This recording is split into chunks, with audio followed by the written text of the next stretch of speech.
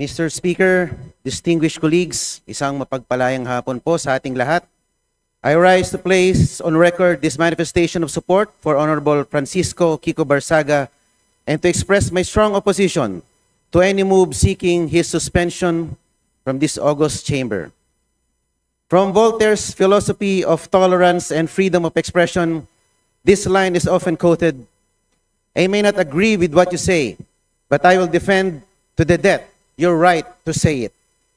The independence of the legislature ensures that members may speak fully, frankly, and fearlessly on matters of public interest. Honorable Barsaga's statements directed at alleged corruption within the government falls within the fullest and most urgent category of political expression. To penalize him for raising concerns on corruption, which the Constitution itself mandates Congress to check, is to subvert the very principle of parliamentary privilege. Mr. Speaker, 2004 pa lang po, andito na po ako bilang Chief of Staff po ng aking ama.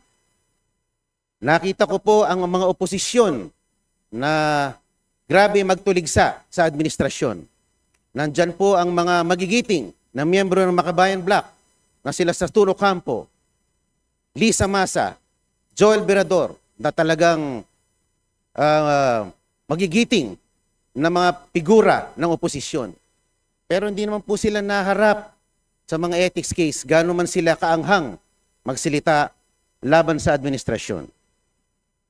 My dear colleagues, Honorable Barsaga is seated in this chamber because the people of Dasmariñas City, Cavite, placed their trust in him as affirmed through the ballot.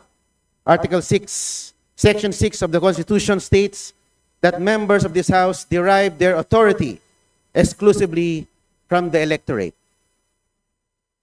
Ano po ba ang mas mabigat na kasalanan? Ang magmiyaw o ang magnakaw? Ano ba ang mas mabigat na kasalanan? Ang mag-video at mag-selfie at mag-post ng pagkadismaya sa gobyerno, ang isang batang congressman? O ang ginawang sistematikong pagnanakaw sa gobyerno? O at pagsimot sa bilyon-bilyong pisong mga bilyon-bilyong piso sa kaban ng bayan sa pamamagitan ng mga ghost projects? Ang mga posts ni Kong Miao ay mistulang alingaw-ngaw lamang ng saloobin ng nakararaming mga Pilipino. To impose the penalty of suspension is to overturn